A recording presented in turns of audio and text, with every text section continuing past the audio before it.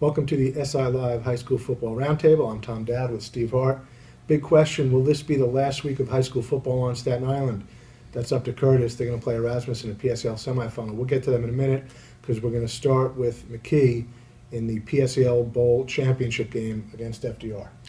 McKee, as I said, I had him a couple of weeks ago. They've been obviously running the ball very well all year, have a bunch of different backs who can gain yardage.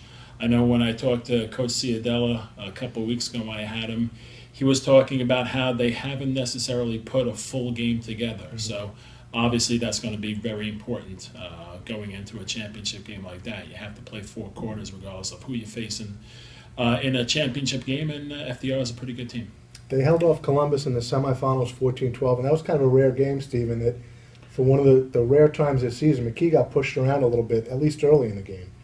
Yeah, I think at this stage of the season, everyone's probably going to be wearing down a little bit. So whether that takes more of a toll on a running team like Tech, that could possibly be. As I said, I don't know if they'll mix in a few passes.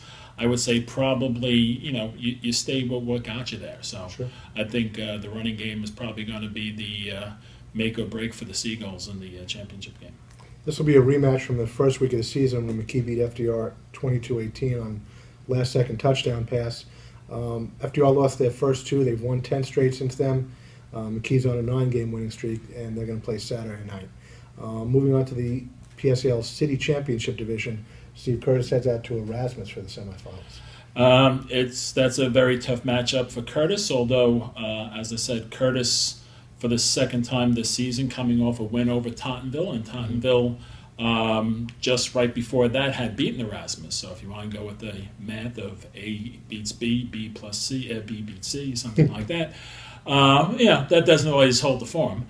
But Curtis looked good in the Tottenville game.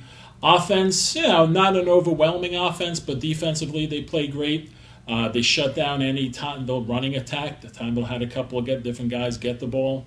And pass-wise, they really shut down Josh Rainey and his receivers. Well, that's the formula Peter Gambardella likes. He says, just get me 2 or 3 scores somehow, some way, and I've got the defense, to win a football game. Yeah, as I said, they have Marcus Heffern, who's kind of like the lead guy to me on that defense at the linebacker spot. He can rush the quarterback. He can come up, stop runs. He can go out in coverage. He's just a real versatile back. He's been around, very experienced. He's been through the playoff wars before for Curtis.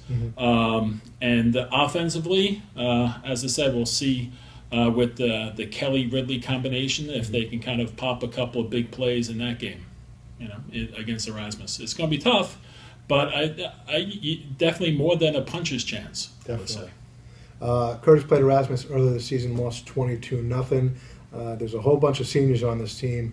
There were sophomore starters 2 years ago when Curtis went out to Erasmus as an underdog, lost the semifinal.